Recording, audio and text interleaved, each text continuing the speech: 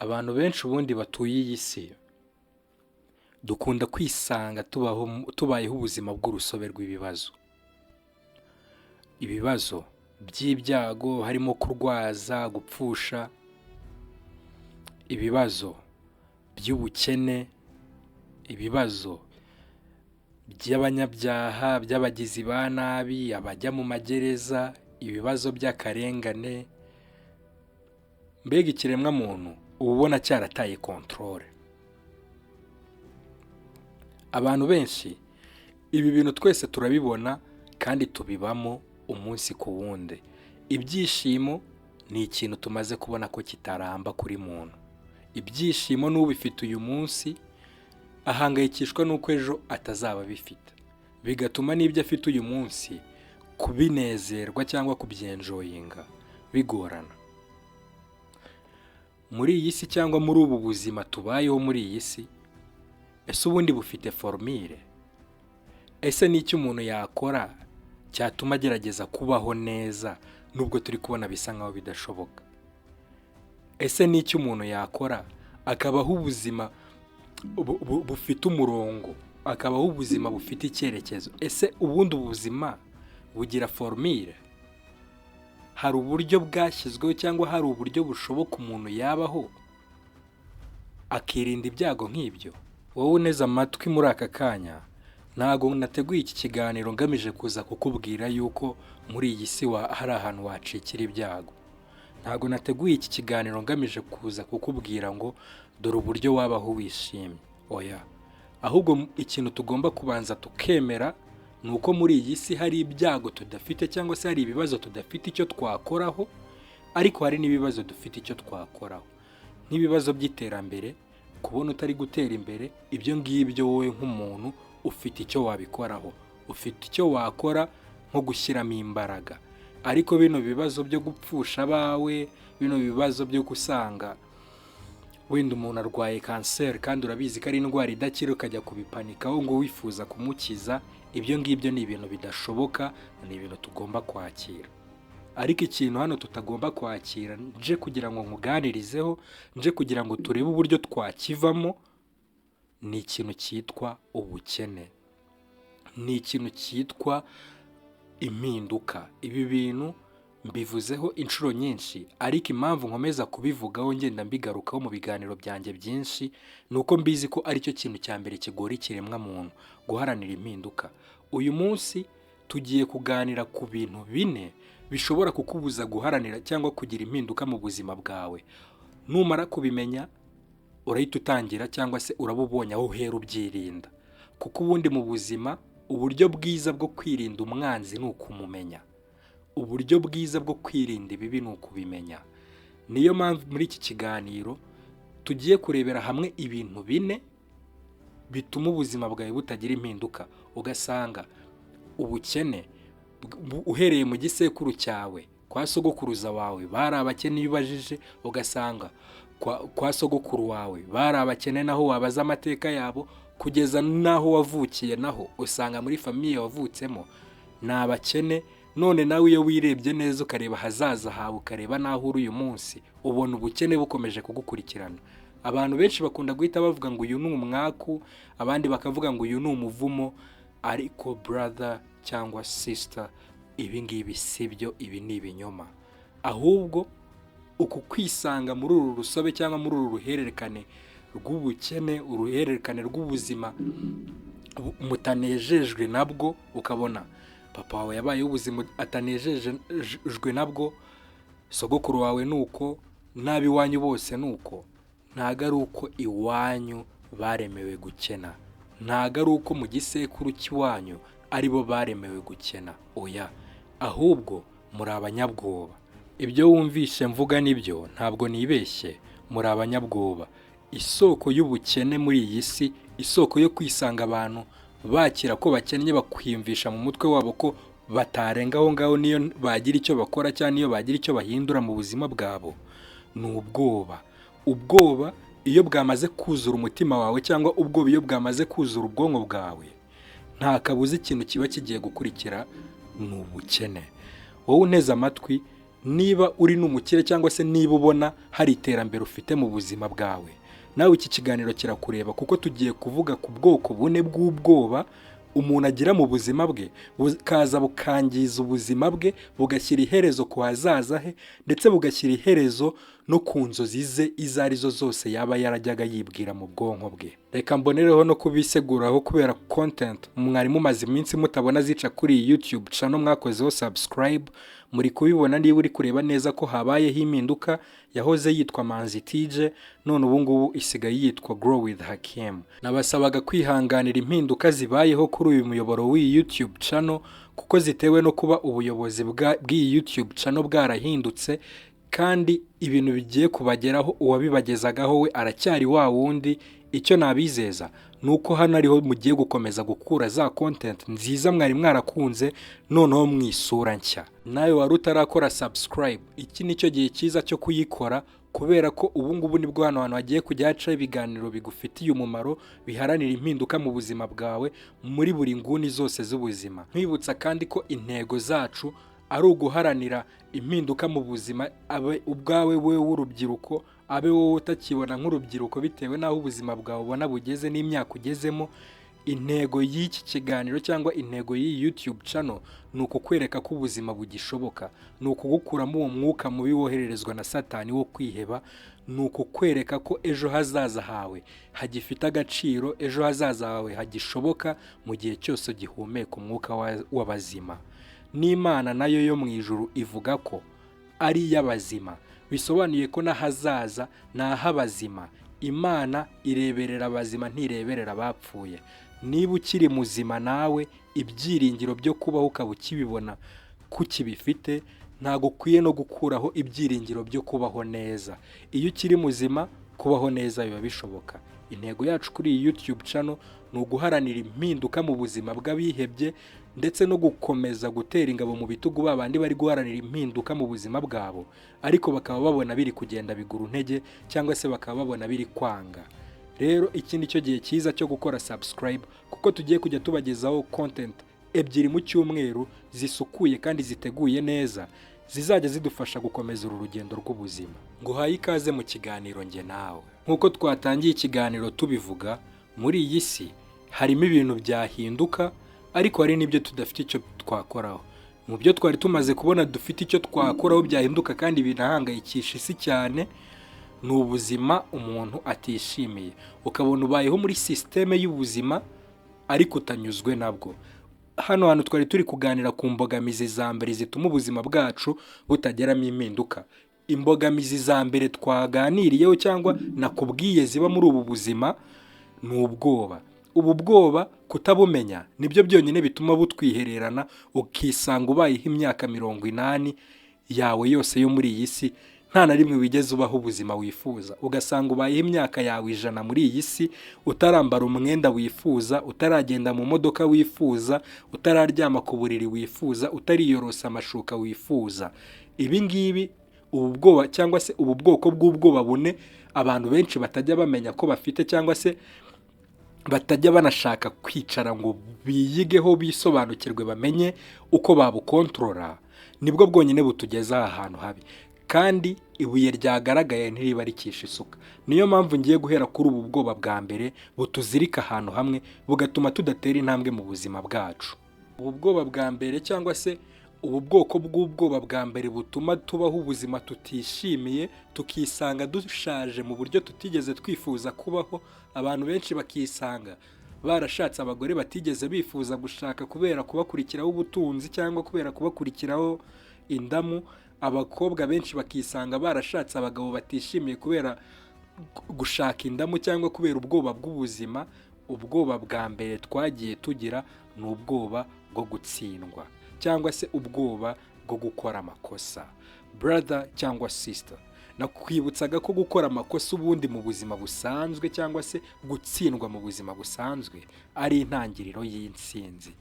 Iyo ukoze amakosa, ikibi ni ukuyakora ntuyamenye, ariko iyo ugize Imana ugakora amakosa ukayamenya, iyi ngiyi riba ari isomo, iri ngiri riba ari ishuri uboneye ubuntu.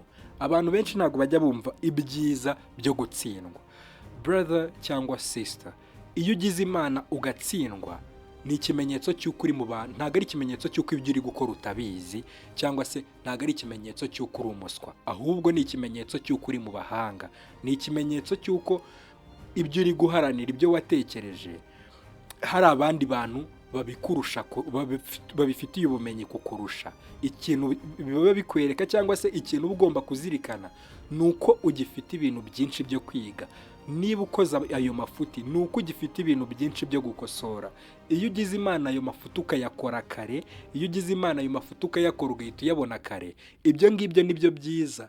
Aho ngaho ntuzigere wumva ucitse intege, kuko impinduka zawe, impinduka mu buzima bwawe zihera mu kwemera ko uri umunyamafuti, zihera mu kwemera kubona amakosa yawe.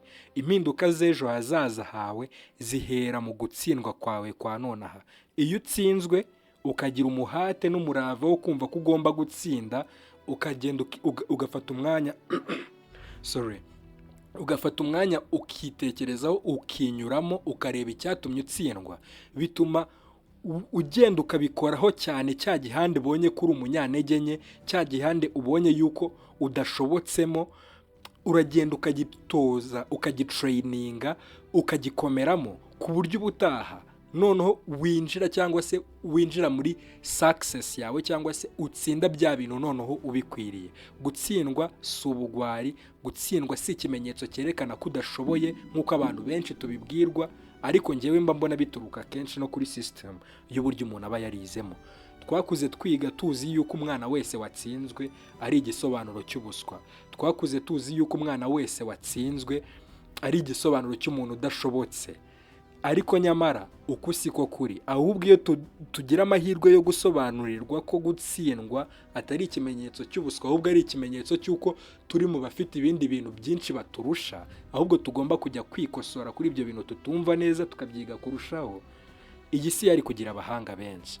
Ariko abantu benshi babicikiyemo intege aho hagati kubera gutsindwa, kubera ko kumvishwa ko gutsindwa ari ikimenyetso cyo kuba udashoboye. Abantu benshi bagiye bacika intege, bisanga bagumye kuri icyo cyiciro kimwe cy'ubuzima, bisanga batangiye kugira n'ibyo batinya. Nk'ubu ngubu tuvugana, mu bantu bateze amatwi iki kiganiro, wabona hari umuntu uteze amatwi ariko mu mafaranga yose atekereza yumva gutunga miliyoni ari ibintu biteye ubwoba, yumva gutunga miliyoni ari achievement ya hatari. Cyangwa se ugasanga hari undi uteze amatwi iki kiganiro yumva ko mu buzima bwe atazigera apfa yubatse inzu muri Kigali kandi ayibamo kandi ayiraramo. Ibyo byose kwishyiraho izo limitation bitewe n'uko n'ubwoba bwo gutsindwa, ngo nyubatse kananira, ngo ubuse ngo ndamutse nguze ikibanza ngo kikananira kucyubaka. Ibi ngibi nibyo bigiye gutuma upfa uri mu bukode. Nyamara ugerageje kugura ikibanza nibwo wabibona neza ko bya bindi byose wari ufite mu mutima wawe byari ubwoba gusa. Nk'urugero naguha rworoshye, cyangwa urugero naguha rwumvikana nawe uri buhite ubona mu maso yawe, reka njye ntitangeho urugero. Umunsi njya gutangira iki kiganiro, umunsi ngira igitekerezo cyo gukora ibiganiro nk'ibi ngibi byafasha abantu, nabiganirijeho inshuti zanjye. Ntabwo ari inshuti zanjye zose, ariko inshuti nkeya zanjye mfite nagerageje kuziganiriza kuri iki gitekerezo. Zose zanciye intege, zarambwiye ngo kuri YouTube channel abanyarwanda ikintu bakunda kumva ubusutwa. Zarambwiye ngo kuri YouTube channel abanyarwanda ikintu bakunda kumva abantu batongana, bakunda kumva amatiku. Wowe niba ugiye kujya kuri YouTube channel kuvuga ibintu bifite umumaro, niba ugiye kujya kuri YouTube channel kubwira abantu ibintu byabahindurira ubuzima, ntabwo uzigera ubona abantu bagutega amatwi, ntabwo uzigera ubona abantu baza kumva ibyo uri kubabwira. Ariko njye nafashe umwanzuro, ndavuga ni icyo ntashaka, sinshaka benshi b'ingwiza murongo baza kunshungera, ahubwo ndashaka bake bazaza bakunze ibyo nkora, bake bafite ambition cyangwa bafite inzozi nk'izo mfite, mbafashe dufatikanye muri uru rugendo. Byibuze ubuzima bwanjye buzumva, cyangwa mu buzima nzumva nezerewe nindamuka mbonye muri comment mu muntu umwe wa commentinze avuga yuko ibiganiro byanjye hari impinduka byamuzaniye mu buzima bwe, avuga ko ibiganiro byanjye hari itafari byashyize ku impinduka z'ubuzima bwe, hari itafari byashyize ku hazaza he. ibyo ngibyo njye numvaga ariyo satisfaction nzaba mfite mu buzima bwanjye, numvaga aricyo kintu cya mbere kizanezeza, kuko sinzi theology ngo nzajya kubwiriza abantu mu rusengero mbabwira ibyo gukora ibyiza, ariko kuri experience ntoya y'ubuzima mfite numvaga nasangiza abantu ibintu byabafasha kubaho neza, ibintu byabafasha kubaho ubuzima bufite intego, ibintu byabafasha kujya babyuka bakajya gukorera amafaranga ariko afite impamvu, apana kujya bahora mu buzima bw'ikigare bwo gukora ibintu biri trend, ibintu social media iri kubereka. Ugasanga umuntu mu buzima bwe ntagakunda amajaketi, wenda yikundira amajampa, ariko kubera ko amajaketi ari yari trend niyo afashe. Ubwo buzima nifuzaga kubukura mu bantu bifuza ejo hazaza hazima, ariko babuze abagayida, babuze abamenta.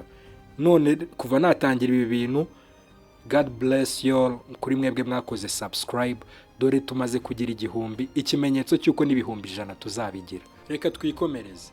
Dore ubundi bwoba abantu bakunda kugira mu buzima bwabo butuma bahora muri rwa ruziga rumwe, bukunda gutuma abantu bahora bizengurukaho nk'umukandara.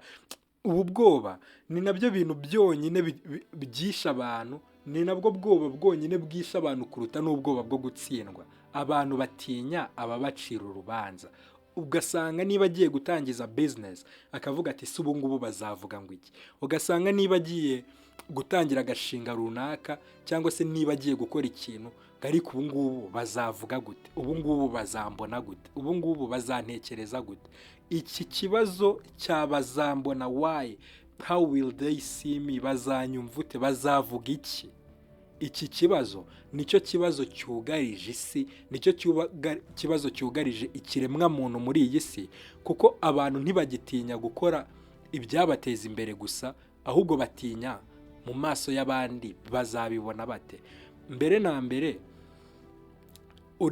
iyo ugiye kwibaza ngo abandi bantu bazabibona bate, jya ubanza uzirikane ko nta kintu uzakora ngo ushimishe ikiremwa muntu. Jya ubanza uzirikane ko ikiremwa muntu utabasha kugishimisha, nta bushobozi ufite bwo kugishimisha. Urugero rworoshye naguha, n'Imana umuremyi w'isi n'ijuru yaremye ikiremwa muntu, agihereza ibyiza byose cyari gikwiriye. By the way, Imana yagiye kurema umuntu ibyiza byose yari akwiriye, yarabanje kubimutegurira, yabaye habisanga, ariko ntago byamubujije kugomera Imana. None wowe umwana w'umuntu urumva washimisha ikiremwa muntu kuruta uko Imana yagishimishije kikiri muri Edeni, kikihitiramo kuyivamo? Rero iki kibazo ihangane ugikure mu mutwe wawe, ihangane ugisibe. Ubu bwoba bwo kwibaza ngo abantu bazambona gute, ihangane ubikure mu mutwe wawe.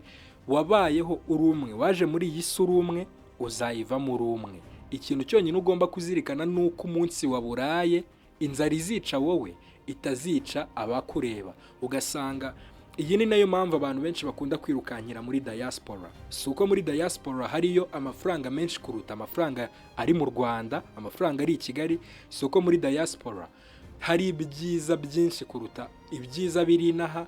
Wenda katubyemere bashobora kuba banaturusha opportunities, ariko nk'iyo wirukankiye muri diaspora ukajya koza abakecuru, ugatangira kujya kuba umukarani, ukajya kwikorera ibintu ku mutwe wawe, wirukankiye muri diaspora utangiye kujya kurara mu burojyorojyo, mu bugeto bwa makeya wumvaga batinyaga kuraramo hano i Kigali, kugira ngo urebe yuko watera imbere. Ikintu cya mbere ubura mu buzima bwawe, ubura ibitekerezo by'abari mu gihugu, kuko ntago wamenye umushinga uzaza ngo ushoremo. Aba diaspora bari kumva iki kiganiro mutere muri comment, kuko ukunda gusanga mu diaspora agenda akamara imyaka 10-15 hanze i Burayi cyangwa muri Amerika, yarangiza akajya akunda kohereza amafaranga ameze nk'uri gushora imari mu Rwanda, n'ubundi akisanga yashoye imari mu bintu bitunguka. Niba ari abantu yoherereje amafaranga ngo bamugurire ikibanza, baramupyese bamugurira ikibanza cya make kiri ahantu atazagira icyo akimaza.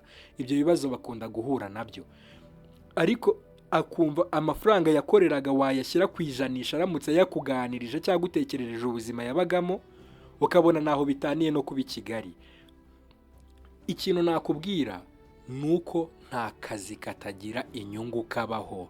Kabone n'ikiyeda abantu basuzugura, n'igikarana abantu basuzugura, nta kazi katagira amafaranga, nta kazi kataguteza imbere kabaho muri iyi si.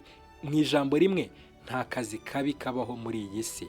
Abajama, abajene mukunda kwijena, ndabyumva birumvikana, ahantu warahakuriye, abantu mwariganye ariko bakubonye uri kubaka ubuzima, yes, bazaguseka bo bari kuryoshya, bazaguseka barimo barasohoka mu mabuwate muri icyo gihe, ariko amafaranga uri gukorera n'aba ari amafaranga afite intego, amafaranga uri gukorera n'aba ari amafaranga afite icyo agomba kuzamara mu buzima bwawe. Niba ari igishoro cya business runaka urimo urarunda, iturize. Ni ikibazo cy'igihe ngo babandi bagusekaga bazagukomera amashyi, ni ikibazo cy'igihe kugira ngo babandi bakwitaga imbwa, babandi bagucagaho bagusuzuguye batangire bakwite boss. Be patient. Icyo usabwa ni ukwitoza, kwihangana. Kuri wowe utaratangira, kuri wowe usanga ngo ndangije secondaire, ndangije kaminuza, ngo ntago mwama akazi k'ibihumbi 120, ni mwama akazi k'ibihumbi 100 ngo ngakore, ukemera kuguma muri broke gusa. Niba uri umukobwa ugahita ujya mu nzira z'uburaya, niba uri umujene ugatangira kujya muri izi, njya numva bavuga ngo hari abantu bajya mu butinganyi for cash. Ntago ndahura n'umwe muri bari, ko nimba bibaho, nimba muhari, ibi ni ibikorwa byose bigayitse abantu bishoramo kubera kwanga kujya gukoresha amaboko yabo. Muri Bible haranditse ngo udakora ntakarye. Wowe wumva ko udashaka gukora ariko ukaba wifuza ubuzima bwiza, menya yuko ibyo uri gukora cyangwa se ibyo ngibyo byose biri mu bitekerezo byawe uri kugomera Imana. Menya yuko uri umunyabyaha mu buryo utazi, kandi wowe iyo wirebye uba ubona uri intungane, wogeje agakweto, waciye inzara, wicaye muri quartier cyangwa se usohokeye mu mabuwate, uri guhiga abo bage, uri guhiga abo bagabo ngo urebe ko bagukoresha ibikorwa byishimisha mubiri ngo bakwishyure. Brother cyangwa sister, ibintu urimo ntabwo ari byo. Ubu bwoba bwo kwibaza ngo bazakubona gute, ukanga gukora ibyo wagakwiye kuba ukora, ukajya gukora bya bintu uzajya ukora wihisha inyuma y'amarido aho batakubona ngo bakuvuge, n'ubundi nta kabuza, nta kizakubuza kumenyekana ngo bakujudginge. Ikintu kizima nuko icyo gitekerezo cyiza ufite, iyo business ufite mu mutwe wawe ushaka gutangiza, yitangize. Ako kazi wabonye ubona kagira icyo kakumarira, nta mafaranga make abaho. Niba uri n'umushomeri uneze amatwi, nta kazi k'amafaranga make kabaho. Genda ugakore, niba ari make akamenshi kazaze gasanga uticaranye ubusa. Icyo ngicyo nicyo nakubwira. Reka twiganirire ku bundi bwoba bwa gatatu, tugana no ku musozo w'iki kiganiro. Yes. Ubwoba bwa gatatu abantu bagira, cyangwa ubwoba bwa gatatu ikiremwa muntu kigira, ni ubwoba bwo kumva yuko adahagije, ubwoba bwo kumva ko wowe ubwawe udahagije ngo utangire business, ubwoba bwo kutiyizera. Sinzi niba ibi bintu uri kubisobanukirwa. Ugasanga wowe mu buzima bwawe ufite igitekerezo kizima, ufite igitekerezo cy'ibyo wifuza gukora, ariko uri kubona atari cyo gihe cyiza. Ufite umushinga umaranye imyaka 5, ariko uhora buri munsi wimura igihe ati nzaba mbitangira. Brother cyangwa sister, nakwibutsaga ko cyangwa nakumenyeshaga ko nta gihe cya nyacyo kibaho, igihe nicyo ufite.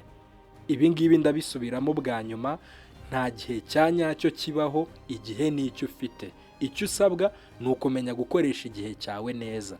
Niba ufite igitekerezo, niba ufite umushinga wifuza gutangira, niba wumva hari ibintu uhora utekereza mu mutwe wawe ariko wifuza gukora ukamenya uko bimeze, wibitinya, bitangire. Wikumva ko udahagije, bitangire. Kuko at the end n'ubundi iyo resulta zije ziza kuri wowe. None ibyo ngibyo uri gutinya gutangira ubumva ko udahagije, uzahora utegereje uzaza ngo agufashe, uzahora utegereje kuzuza ibyo ngibyo ubona utari wuzuza, uzarinda upfa cyangwa se uzarinda ujya mumva ibyo ngibyo bitabaye, cyangwa se ibyo ngibyo bindi wifuza bitagezweho.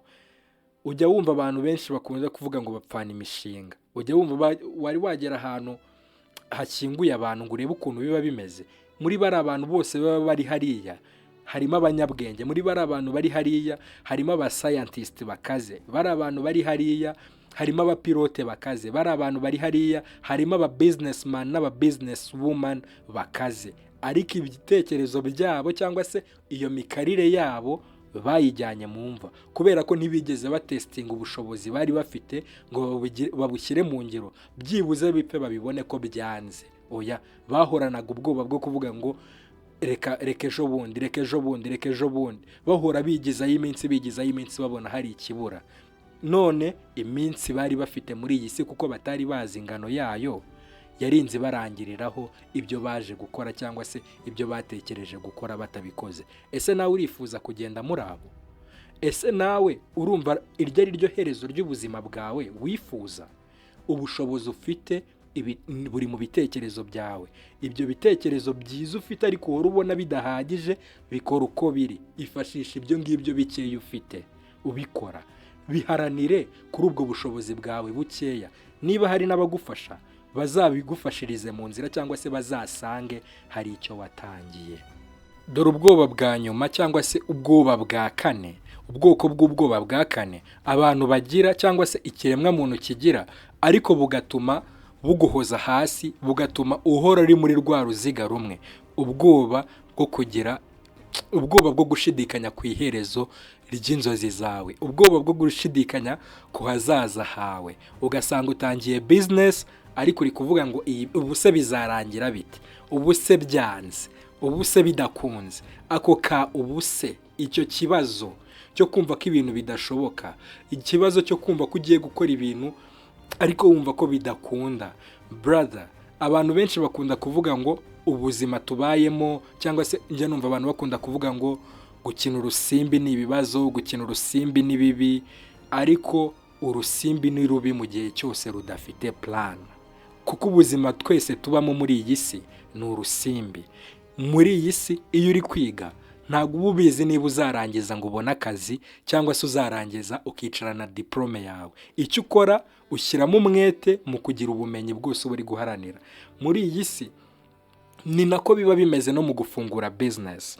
Iyo ufunguye business, uko ibizagenda uba uzabimenya nugera muri cya gihe cyayo yatangiye gukora.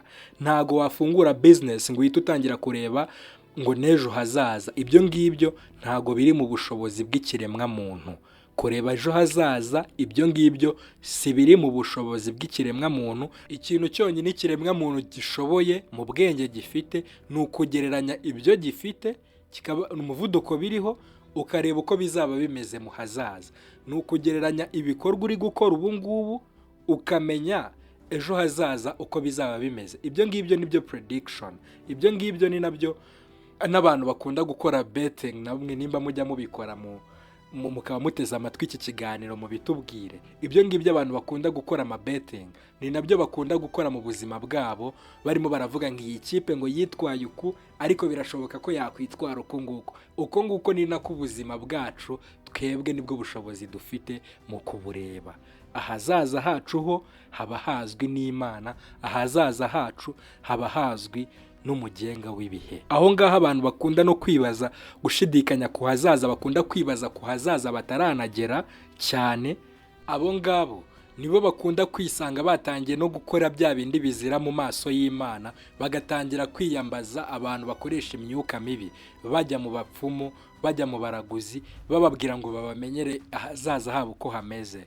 Bro, ahazaza hawe kora ibikorwa byiza ubundi wiragize Imana, ibindi ubyihorere. Ahazaza hawe hagenwa n'imirimo wakoze ubu ngubu. Niwitwara neza mu buzima, na resulta z'ubuzima bw'ahazaza hawe zizaza zimeze neza. Ntago waba uri umukobwa ngo utangire kuvuga yuko utangiye ubusambanyi ku myaka yawe 16 muri twa high school, aribwo utangiye gusambana n'abahungu, aribwo mutangiye gukora ibyo bintu by'imico mibi, ngo nurangiza utangire kwiyumvisha ko ugomba kuzavamo umugore mwiza mu hazaza hawe igihe cyose uzubakira urugo. Ntago waba uri umugabo, uri umusore waratangiye ubusambanyi bwawe muri iyo myaka 15, 16, ngo utangire kwiyumvisha yuko ahazaza hawe uzavamo umupapa mwiza. Oya, ahazaza hawe hagengwa n'ibikorwa byawe by'ubu. Ntago wakumva ko uzaba umuherwe utaratangira kuba umushoramari muri duke ufite uri kudutinyisha ubu, ariko uri murifuza kuzaba umuherwe mu myaka iri imbere. Uzagirwa umuherwe n'iki utarigeze ushora? Uzagirwa umuherwe n'iki kandi utinya ibihombo? ibyo ngibyo ntibishoboka. Rero murekere kujya kwiyambaza iz'abapfumu, murekere kujya muri iyo mico ya gipagani, mutangire mukore, mutangire murekere gushidikanya ku hazaza mutaranagera, mutanazi niba muzanahageza, ahubwo ibyanyu nimubiragize Imana, ejo hazaza hanyu nimuharagize Imana, ubundi mukore igikwiye mu gihe murimo, ahazaza hanyu mu gihe cyose mugifite ubuzima, resulta z'ubuzima cyangwa se ibisubizo by'ubuzima bw'ahazaza hawe ni byiza gusa bitewe n'uko aho uri ubu ngubu uhabaye, bitewe n'uburyo uri kwitwara ubu ngubu. Wowe uteze amatwi iki kiganiro njye nawe, cyangwa se wowe wabanye nanjye kuva iki kiganiro gitangiye kugeza kirangiye, nakumenyeshaga ko ubwoba ni kimwe mu bice bigize umuntu, cyangwa se ni kimwe mu bintu biranga ikiremwa muntu. Ubwoba bwo gutsindwa, ubwoba bw'uko abantu bagucira urubanza, ubwoba bw'ahazaza, ubwoba bwo kwibaza nyine, kumva ko udahagije, ubwo bwoko bw'ubwoba bwose twavuzeho ni kimwe mu bintu bigize umuntu. Ahubwo ikintu cyonyine ukwiye kumenya, ikintu cyonyine ukwiye kuzirikana, ni ukugira imbaraga zo kutemerera ubwo bwoba gukontorora ubuzima bwawe. Ikintu cyonyine ukwiye kwishakamo kandi gishoboka, ni ukugira imbaraga, ni ukugira umuhate n'umurava wo kubasha kuburwanya, wo kubasha kubutsinda, kuko ubwoba ni ikintu umuntu aremanwe nabwo. Gushidikanya ku hazaza, kwibaza ibi byose twavuzeho, ni ibintu turemanwe. Ibi ngibi ni kimwe mu bintu biranga ikiremwa muntu. Ntutangire kumva ko ubifite ngo utangire kwishinja ibyaha, ntutangire kumva ko uri umunyabwoba ngo utangire kumva igikuba cyacitse. Oya, uku nguku niko ikiremwa muntu kiremye, tugira ubwoba, ibi ni ibisanzwe mu buzima. Ariko ubu bwoba urabutsinda, ubu bwoba hari icyo wakora ukabutsinda. Wowe ubwawe kuba wabumenye, kuba wanteze amatwi ukaba wumvisha iki kiganiro ukaba wabusobanukiwe, ni nabyo ushobora guheraho ubutsinda. Igihe cyose butangiye kukwataka, igihe cyose ugiye gutangira business ariko ukabona ufite ubwoba bw'ibihombo, ugahita ubyibuka ko wabyumvishe muri iki kiganiro, ntiwemerere ubwo bwoba kugukontorora. Igihe cyose wumva hari ikintu ushaka kwikorera ukumva ufite ubwoba bw'uko abantu bazabibona, uko abantu bazagucira urubanza, ugahita wibuka yuko ubwo ari bwa bwoba buba bushaka kuguhoza hasi, abantu bagendana, abantu bahorana, batajya bapfa gusigana, ugahita umenya uko ubutsinda. Niba wabasha kurwanya Satani, niba wabasha kurwanya ingeso mbi zikururwa n'irari rya muntu, zikururwa n'ibyo umuntu aba yifuza cyangwa ararikiye, n'ubwoba wabasha kubutsinda. Reka nsoze ikiganiro nkubwira ngo ugire ibihe byiza, wowe uneze amatwi, ugire umunsi mwiza niba uri kumva iki kiganiro ari mu gitondo, ugire ijoro ryiza niba uri kumva iki kiganiro nimugoroba cyangwa wibereye mu rugo mu kagoroba. Ciao ciao, ikiganiro njye nawe nakagaruka. Ibihe byiza.